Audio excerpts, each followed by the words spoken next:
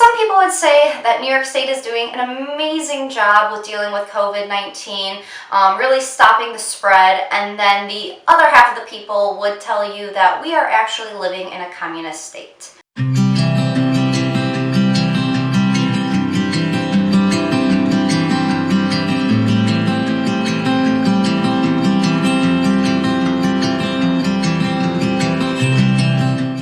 Hi everybody, and welcome back to Lomas Funeral YouTube channel.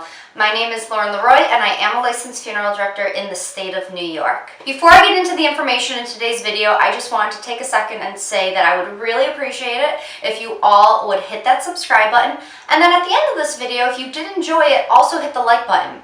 And then if you have any questions, comments, concerns about the funeral industry that you'd like to ask a funeral director, please put them in the comments section below, because I do put out a new video every single Wednesday.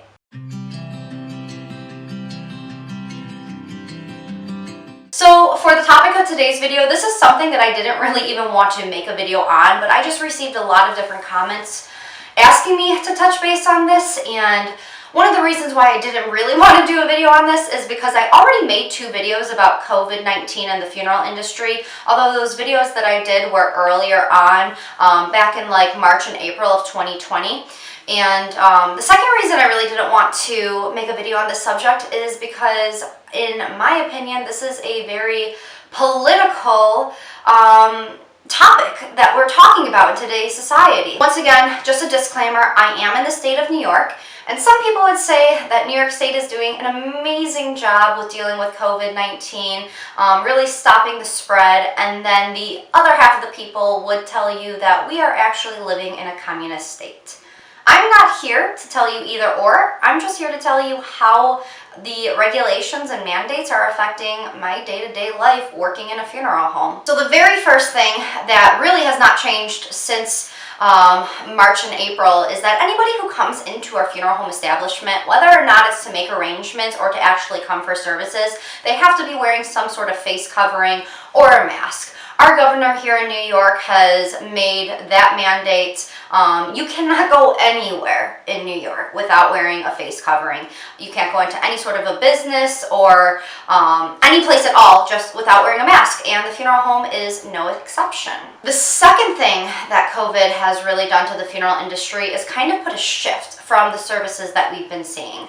So I work for a very busy funeral home. We serve a lot of different families, all of different backgrounds and religions and ethnicities, and something that we have seen across the board, which is kind of odd, is the decrease in services and the increase in immediate dispositions like direct cremations and direct burials. Quite frankly, people are afraid to be in the funeral home. If people choose to have visitations within our funeral home establishment, which is 100% possible, people are coming in, paying their respects, and leaving. They're not staying, and we're not seeing the crowds within the funeral home like we once were, which a lot of people would say is a good thing, because you're not having a lot of different people together where you could possibly spread the virus anymore. We personally have a worker who will stand at the front of the funeral home at the entrance, so when people come in, we do sanitize everybody's hands, and we also have hand sanitizer on almost every single surface within the funeral home as well. We have always been a very clean facility. You kind of have to be with the nature of the business that we're dealing with,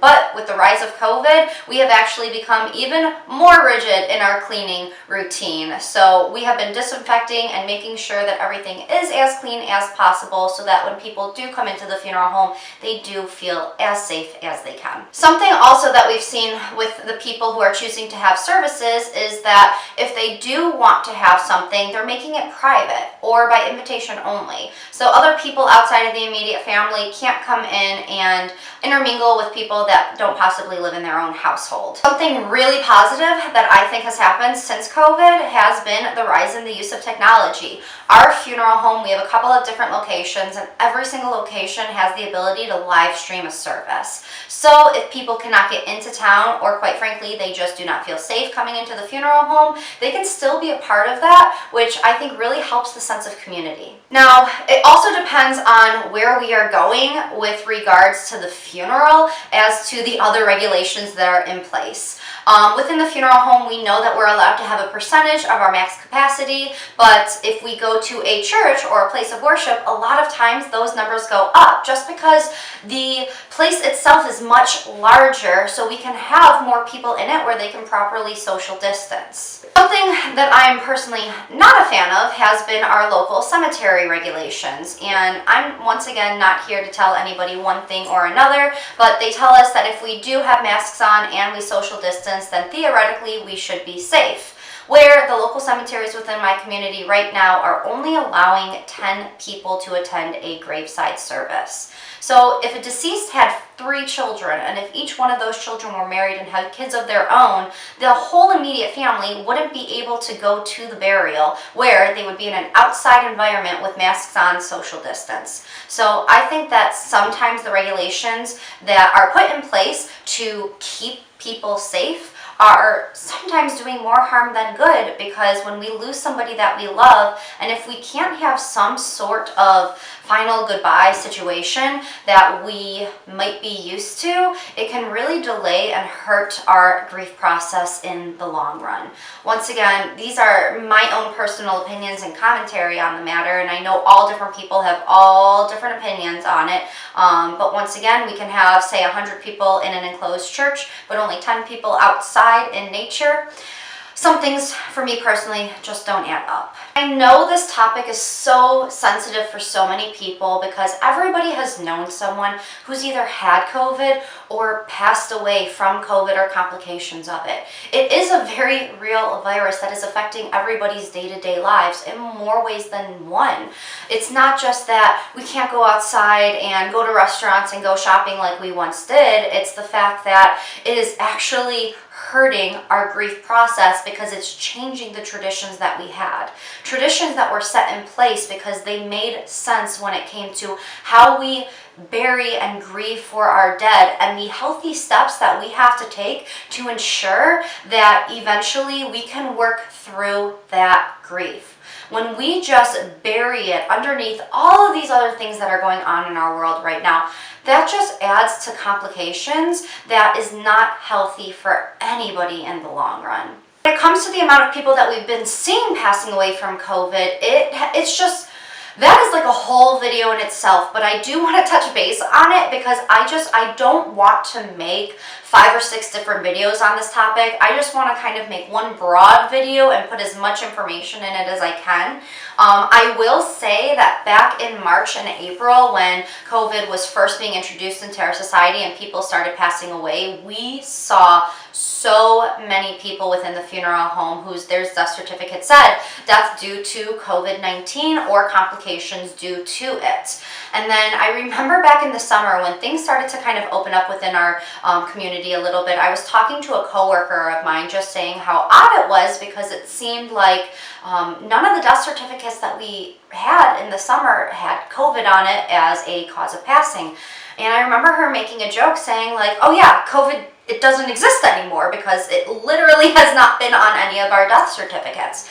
And once again, I work for a very busy funeral home. We don't just do like 100 calls a year, we do a couple thousand calls a year. So we see a lot of different people, all walks of life, all different age groups, all different ethnicities, and in the summertime, just it seemed like there was a halt in it. But then, back in September of 2020 till now, we're seeing a rise in it again, where almost every other death certificate has COVID-19 or complications due to it on it as the cause of passing. So they're telling us that these people are passing away from it.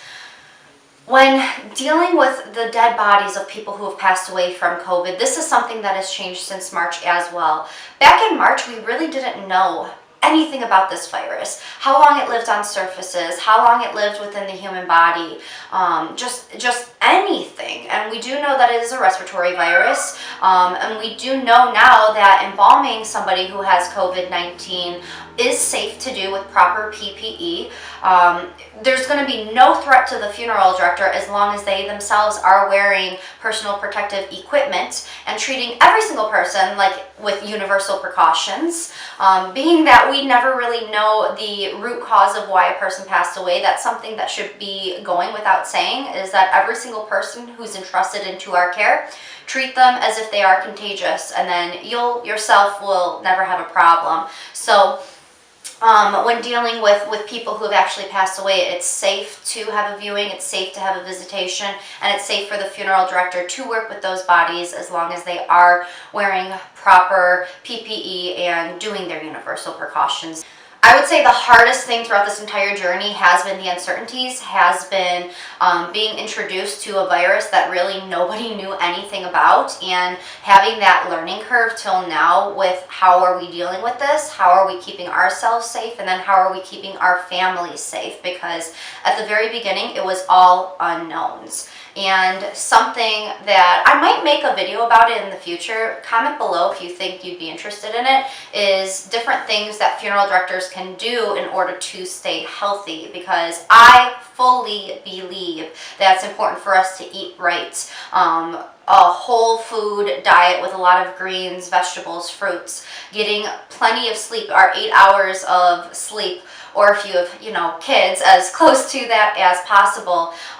Drinking water, meditating, just making sure that you're taking care of yourself the way that your body was intended to be taken care of. Because if you're not fueling your body properly, if you're not making sure that you're giving it the things that it truly needs to operate fully, then you are going to be sick. And if the funeral directors are sick, they can't care for the dead, and in turn then our communities and our societies are going to hurt, because it's a truly essential business. So I hope that this video answered some of your questions a little bit more with how we are dealing with things. In one sense of the word, it's almost like business as normal, because we have to keep operating and we have to keep serving our families.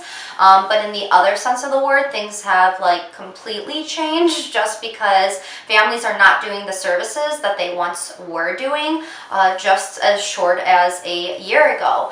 And it's definitely changing times. Something will have to change eventually, because if we kind of keep going down this path of burying or cremating our dead, not having any services, and not being able to properly grieve, this is just going to affect our communities horribly, in my opinion, in the long run, where we have to just figure something out. We have to figure out how we can still have that community, whether or not it is going to be doing more online services or whatever that may look like. But we just can't forget our neighbors, we can't forget our family and friends, and we have to remember the importance of relying on one another, because that in itself is a very essential thing, especially during the time of losing a loved one. But especially during times in the world like we're seeing right now, we just have to remember that our friends and family are not our enemy. They are on our side, and